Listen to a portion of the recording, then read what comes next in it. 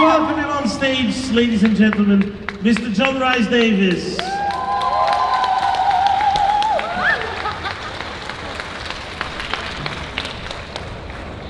Well, hello, and thank you for having me here. Thank you for coming. We are very happy to have you here. Is it your first time in Antwerp? Relax, relax. Okay, maybe not relax too much. I've had wonderful food here. Wonderful people coming to my table and asking me very difficult questions. And what a lovely and pleasant people the Belgian people are. So you like Antwerp as well? You like it here in Antwerp? Oh, I like Antwerp, yes. The only problem with Antwerp is getting to it from where I live. You have to go, it would probably be easier to have gone around the South Pole to get here. But anyway. Well, John, can I go to John? Please. All right. Of course, you've done so many roles. Do you have like a favorite one?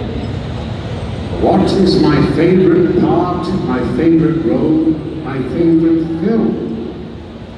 The next one. Ah! Which is Indiana Jones 5?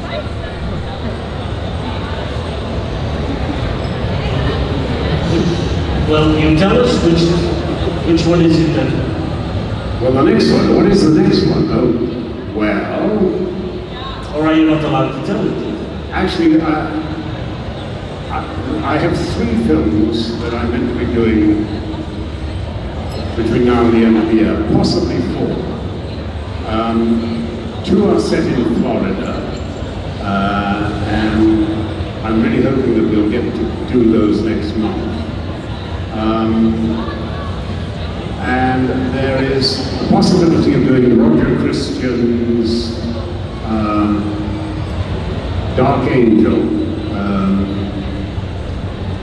Roger Christian won his first Oscar as a young man for the design and special effects of a little film that no one believed would do any business called Star Wars. And he did a short film after that, and everyone said you should make this into a major movie. And that was 50 or 60 years ago, and we may just get to make it this year. Do you mind if I stand up, because otherwise I'll go to sleep in that chair? Do you sit?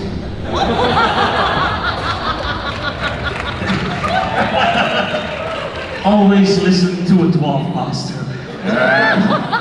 Well, yeah, nobody crosses a dwarf. Very good. But right at the moment, I've done 2 films this year, and one was a horror picture, very scary and very horrible, which they've sold and they want to make it a sequel to. And one I'm not allowed to talk about, but it's a very popular, recent hit, big film, in which I play, how can I not give it away? Anyway, I play a crustacean. I can say that, don't you dare open your mouth, girl, be quiet. Anyway, I think the crustacean may come back. But really what I'm building, at the moment I'm building a little film studio on the Isle of Man, and when I have it open, and every month I say it's going to be the end of this month, but it really has to, I'm holding up filmmaking on the Isle of Man. When it's open, I'm going to go out and shake the money tree in order to get some money to make the films that I want to make. And thank you. And they all, well, one in particular, really is about your ancestors, all of your ancestors, everyone in this room, because we have ancestors in common. About 60,000 years ago, something happened, and we're not quite sure what. But Homo sapiens, the species that we belong to, had a disaster. We may have been reduced to as many as 10,000 people. Some people say it was under 1,000. And we are all descended from them. It's important that we look at where we are now through the eyes of those who came before us, because sometimes we are so blinded by our arrogance, our individualism, that we forget that we have a common obligation. Those people survived an ice age when all the other types of hominids died out. They did it because they chose to select for intelligence. At the end of the Ice Age, until the end of the Ice Age, you will find male skeletons in their 20s, 30s, 40s, 50s, even their 60s. You never find a woman over the age of 30. Until the end of the Ice Age, the life expectancy of a woman was 21 years. All of you over the age, all of you women over the age of 21, statistically, most of you would be dead by now. All of you over the age of 30 would be dead by now. Of course, there are always going to be one or two exceptions. We just don't find them. Why? Because when we select for intelligence, we select for a bigger brain. A bigger brain has to be encased in a bigger skull. The bigger skull has to pass through the birth canal. And that bigger skull will either kill women who cannot deliver it, or alternatively, premature babies may be born. Babies that can't run or can't walk immediately after birth. In a way, all humans are born premature. You know, they need at least a year. At least a year, maybe 2 years, 3 years, 5 years, before they can really start to do the things they can do. So actually, we are all descended from young girls between the ages of about 14 and 20, 21, who did whatever they had to do to make sure that this baby survives. And we are all descended. We are all the descendants of this baby, or that baby. And when we make our rather effete choices, oh, I'm going to do this with my life. No, I'm not going to do that. You have perhaps 150,000 years of previous generations looking down on you and saying, is this really what we lived and died to provide? You know, we have got to face our responsibilities as humans in the context of knowing that those very smart people who came before us actually were thinking about us and wondering how wonderfully we would live and hoping that we would do better than them. And it's just a different way of looking ourselves and our condition and things like that. Anyway, it's a love story. It will make you cry at the end. It will make you cheer at the end. And it's about us. We are the descendants of the bravest, smartest animals that ever lived on the planet. And we should try and live up to that. Have you already rented it then? Well, I shot a few scenes of it as a teaser, but I haven't gone out to raise the money yet. But it's an important film, particularly at this important time. I mean, we live in extraordinary times. If I had said to you a year ago, you know what, there's real danger of a war in Europe that could turn nuclear, you would have all looked at me and gone, oh dear me, the old boy's lost it. Who would have expected a European war that has the makings of a nuclear exchange? You see, you cannot protect yourself against everything. You know, volcanologists the other day said there's a 1 in 6 chance of a major volcanic event this century that will have a massive disruption of human affairs. Now, how do we prepare for that? There is a chance of a meteor strike on Earth which could end all life. Yes, we have to give some thought to how that happens. Right at the moment, probably in the next 1,000 years, but it could be in the next 50 years, our poles are looking as if they could switch. North Pole will become South Pole, South Pole will become North Pole. Well, actually, that's quite serious because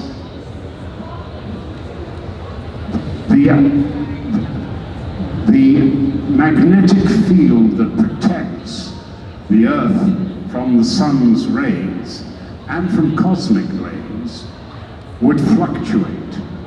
And it would be rather like putting mankind into a microwave and giving us a few blasts on a daily basis until the event was right over.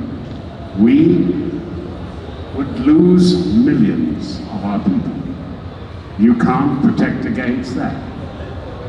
The reason we were unprepared for COVID was because we decided that the major threat is climate change.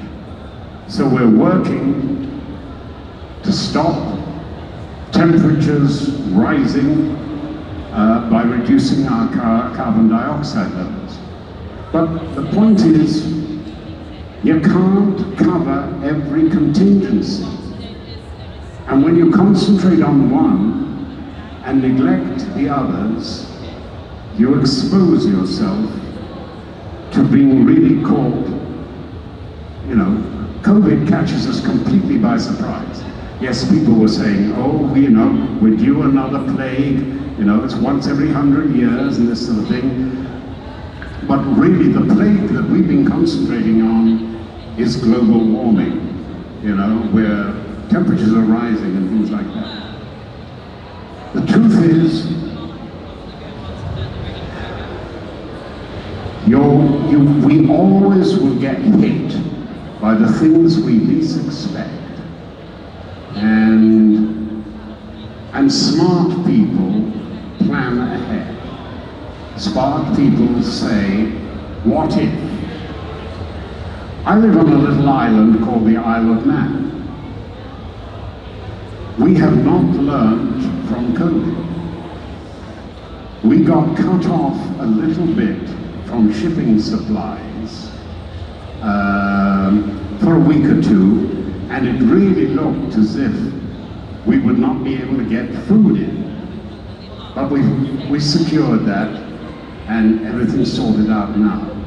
But the policy now is to raise the number of people on the island to 100,000 people. We've got about 85,000 at the moment. I think that that is done, because I think the risks now of an event that would cut the supply chain off from England and Ireland is quite high. A lot higher than we would have said a year ago. You know, my generation was brought up to look accusingly at the people who came before us. We would say, why didn't you realize what Hitler was going to do? He wrote about it. He said what he was going to do. Why didn't you listen and prepare? Well, how do we evaluate the risk of Mr. Putin at the moment? He is threatening to send a tidal wave 500 meters high across Ireland. God knows the Irish haven't done nothing to deter it, but they don't matter. And then right across Britain, that will leave a radioactive soil for 1,000 years and effectively wipe out Britain. So how do you evaluate that? I mean, is it just, technically it's possible, but I mean, is that a real threat? Should we be worried? But what if he is saying what if he's articulating one of the possibilities in his mind? How do we make that judgment call? And should we then prepare ourselves for the fact that perhaps in a lesser scenario, places like my little island, the Isle of Man, should be thinking of downsizing our population to the point at which we can actually feed ourselves. Life is very complicated at the moment, and we have to commute between totally ignoring any threats at all to worrying too much about the wrong threat. Life is very confusing, but we have to think about the unthinkable sometimes. Well, I'm sorry to cut you off, but we also have to do some questions from the people here. Does anybody have a question for Mr. Rhys-Davies? That girl is not allowed to ask the question she was going to ask. I wasn't thinking of doing it. I'm not going to do it, don't worry. I'm down there. Good girl. Right, now who has some questions?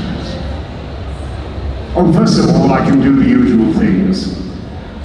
No, Orlando Bloom and I did not hang out a lot together. You see, I was 53 and he was 20. And somehow it would have looked a little bit odd if we'd been hanging out a lot together. Oh yes, Mr. Spielberg is a great director. It was wonderful working with Harrison Ford. Right, have I covered some of the questions? Next question. Right. Oh, that lady over there who's waving her hand and has got her back to me, clearly has a question to ask. Put her on the Now you spot. have to ask a question. Well, hang on. Take the microphone so that I can actually hear the question. Sorry, I was just asking my husband if he had a question that he wanted me to ask. And what was his answer? I don't know, I just asked him, yeah, just has to look at the story. Domestic bliss. He was wondering what your best memory in Indiana Jones was. He's a huge fan and wanted to be an archaeologist because he just loved them so much. Raiders of the Lost Ark. Every day was a new adventure, actually. It was a wonderfully free way of making a movie. But one of my favorite memories is that moment when Indy is fighting the big German, and the plane is loose, and the plane hits the petrol bowser, and the fire starts. Now we're going to start the fire, and we've got 3 or 4 cameras on it, and we're going to, as soon as the fire starts, we'll do a little bit of it, and then we're going to come in, rearrange the camera, relight the fire, all that sort of thing, and you know, it's going to be a day or 2 of filming. So we have got the Tunisian fire brigade, and they've laid their hoses under the desert sand and covered it all up. And Spielberg is saying, all right, let's do this thing now, and we'll start the fire, and when I say cut, I want the fire put out. Okay. So the action starts, boom, boom, boom. The plane starts moving. It hits the bowser. The petrol starts burning, and this sort of thing. It gets to the plane, and the plane starts to go up. And Stephen says, all right, put the fire out. And sneaking through the sands, you see these big hose pipes sort of coming under pressure. But unfortunately, the hoses have all got holes in them. So out of these hose pipes, there's suddenly little springs like that. And at the end of the tap, there's a guy like this, and it's coming out like that. And the plane is going up. And Stephen has to say, start shooting again, shoot what you can, quickly. And basically, we had to shoot until finally we got enough there to try and put the plane out. The plane was basically burned out, and it wasn't the way it was intended to be. But I have to tell you, you know, this gripping moment when you see these great serpents underneath the sand rippling into life, and you think, oh my God, this looks wonderful. And then you see a little damp patch, and suddenly there's little squirts of sand coming out of every hose pipe, every 5 yards. And at the end, this guy, and nothing coming out. Wonderfully funny. Sorry. All right, do we have one more question? Oh, wait a minute. We've got 2 questions here. Come on, your question, sir. Can you do Gimli's voice? I'm sorry, I'm deaf. If you can do Ghibli's voice. Gimli, you want a dwarf's voice, do you? Well, a young shrimp of a hobbit like you'll make a fine warrior one day with a bit of coaching in the use of the axe. Remember that. If ever you are called upon to do wet work, use an axe. Anybody can go.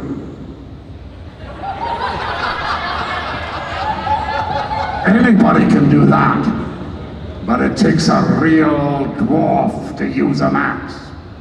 Right, next question.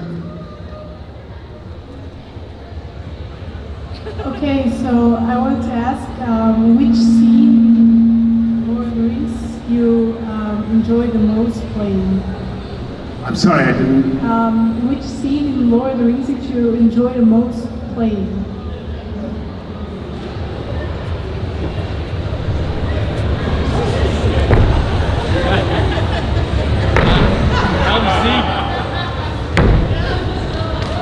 Got your answer?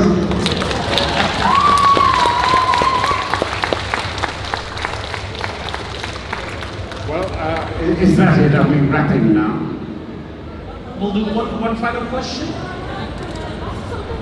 I read somewhere that for Gimli, you were allergic for the makeup and the prosthetics. How hard was it to act in those conditions? No, it wasn't an allergy. The prosthetic is very large. One of the reasons why Gimli's eyes are narrow and close together is that I had foam skin sort of out here on either side.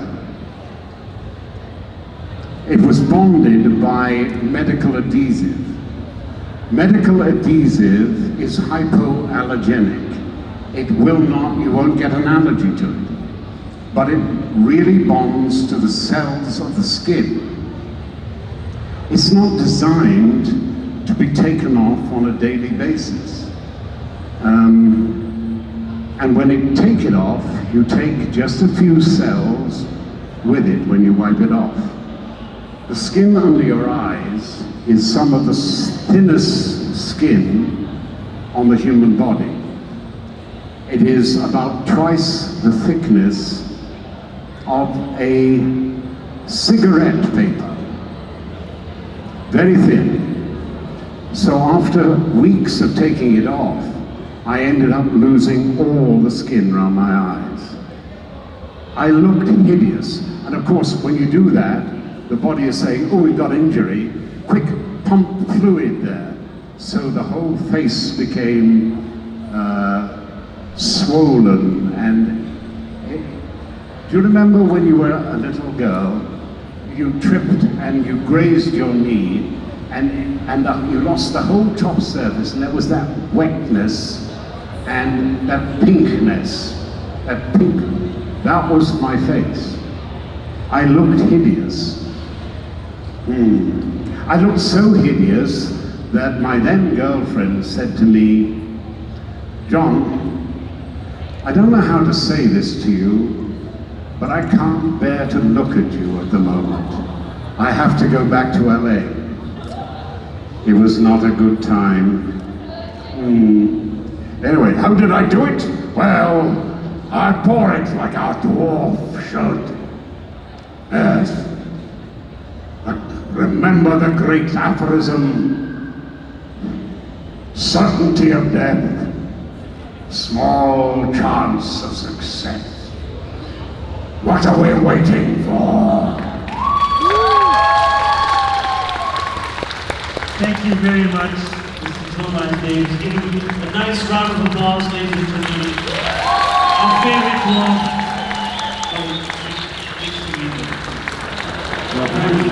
Thank you for looking after me so much. Thank you. And what a wonderful audience you are, and a wonderful people. I love, you know, I was trying to say to some of you, coming to fan conventions has proved to be one of the most significant things that I have done in my life. When I was a young man, I don't think I really liked people. It is coming to fan conventions and talking to ordinary people that I have found just how extraordinary people are. And I find myself in my older age liking people and loving people more and more. And I want to thank you all for that. The warmth, the friendship, the welcome, always touches my heart. And I want you to know that I really like you, love you, and respect you for coming. Thank you.